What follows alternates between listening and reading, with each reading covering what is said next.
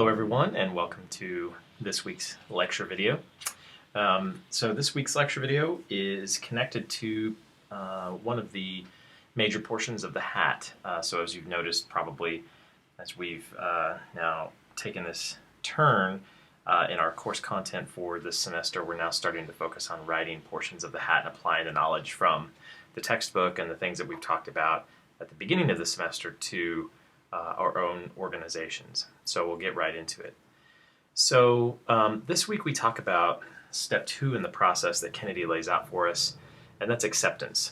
So we'll be talking about acceptance today, whenever you're viewing this actually, and we will be connecting that to the hat. Now remember last week we talked about assessment. So last week's topic was really trying to understand where are we as an organization in terms of diversity? What's going on?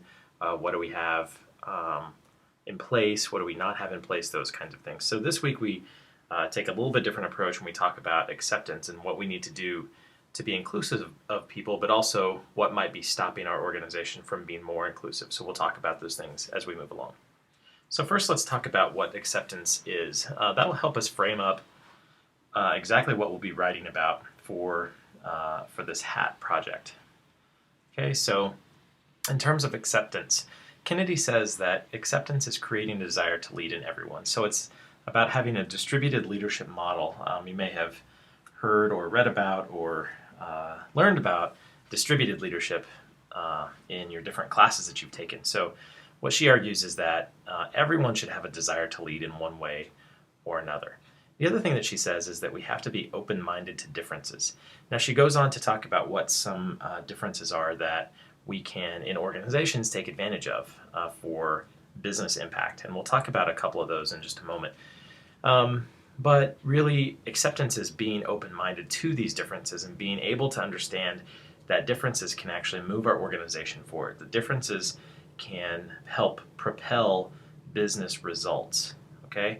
And she says that we can do this through a variety of ways, but one of the most important ways is through innovation. So she says that acceptance is also about understanding the differences, but moving that forward into innovating new solutions, processes, and strategies. And lastly, what she says is that acceptance is about showing everyone they're important. So it's about really being inclusive of people and really being able to look at the skills, the knowledge, the abilities that they bring to the organization, which may or may not be based on their different diverse backgrounds and things like that, bringing those to bear in an organization and using those for business benefit. Okay, so one important question that arises when we talk about acceptance, and I want you to consider, and not necessarily write about, but just consider, ponder, is there a difference between acceptance, tolerance, and inclusion? And if so, which is the most practiced in organizations today? So there's this issue of perhaps semantics, but perhaps some people see a difference between these three areas. A lot of times we talk about diversity and inclusion. We have said before things about tolerance, right? And then Kennedy's throwing in this word, this idea of acceptance. So is there a difference between those three? Maybe, maybe not. That's for you to reflect on. So she gives us some strategies to try to increase acceptance, and we'll talk about this, this graph in just a moment. She gives us some things to think about. First, she says we need to change the experience of sameness. So oftentimes we go through our lives, we go through the day, the business of the day, and we experience the same thing over and over again. And we sort of get into routines, right? We're very routinized kinds of people. That's just sort of how we are. And that's okay. But oftentimes we see things very myopically. We see things through the same lens. And so it's important to change that experience that we have of sameness. And she argues that sometimes if we do that, that we may experience things in different ways. We may have a better appreciation for people and the kinds of ideas and thinking that they bring to an organization. She also says that we should reinvent how we work together. That can be in a variety of ways, whether it's through structured teams or leaderless teams or unstructured teams or just how we work together, how the makeup of our organization works, how we're actually functioning together. And lastly, and related to this graphic here, she says that we need to take an inventory of our differences. So one thing I want to point out here is that she notes that there are many kinds of differences that can be used in an organization to for business benefit, right? So think about some of these, for example, your work habits, your experiences, your thinking style, nationality, age, race, whatever.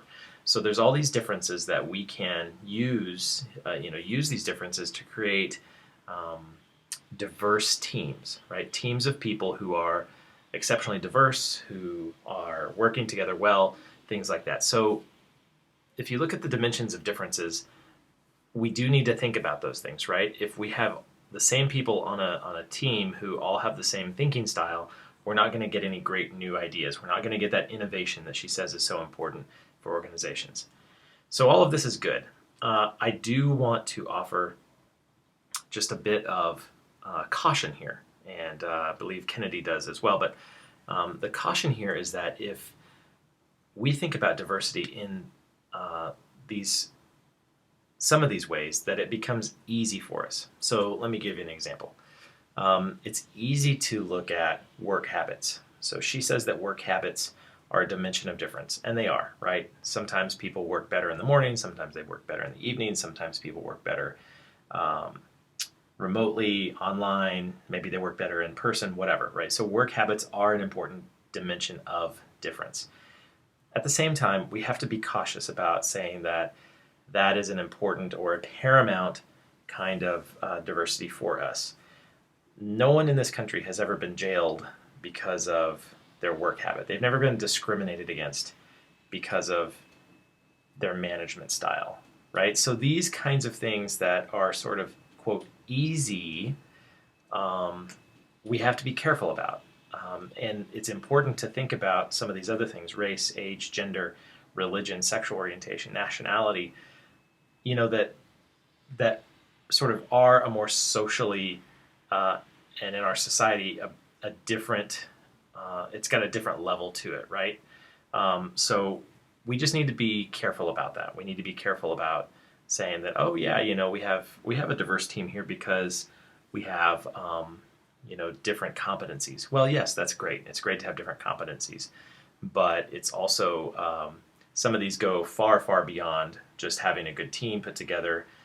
These are societal issues that we have to tackle. So I wanted to bring that up as well. All right, now lastly, we're going to talk about the connection of this portion, this step in the process, to the hat.